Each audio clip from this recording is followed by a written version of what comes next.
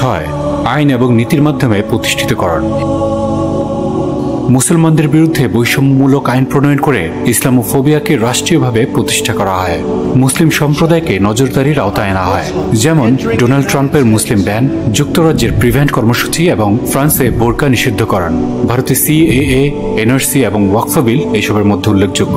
এভাবে ইসলামোফোবিয়ার এই প্রোপাগান্ডা ধাপে ধাপে সারা বিশ্বে গেঁথে দেওয়া হয়েছে, যাতে জনগণ স্বাভাবিকভাবে ইসলাম এবং মুসলিম বিরোধী মনোভাব রপ্ত করে। এটি শুধু মিডিয়া ও রাজনীতি দ্বারা পরিচালিত হয়নি, বরং রাষ্ট্রযন্ত্র, বিনোদন ও আইন শৃঙ্খলা ব্যবস্থার মধ্যেও ঢুকে পড়ে। মাত্র কিছুদিন আগেই পহেলা বৈশাখ উপলক্ষে আইন শৃঙ্খলা রক্ষাকারী বাহিনীর নিরাপত্তা মহড়ায় দেখানো হয়েছে পহেলা বৈশাখ মানি না, এই দৃষ্টিভঙ্গি নিরাপত্তা হুমকি।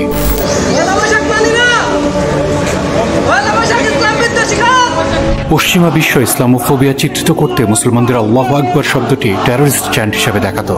আজ এটি আমাদের বাংলাদেশ পর্যন্ত চলে এসেছে। এখানে আল্লাহু আকবার স্লোগানকে হুমকি হিসেবে চিহ্নিত করা হয়।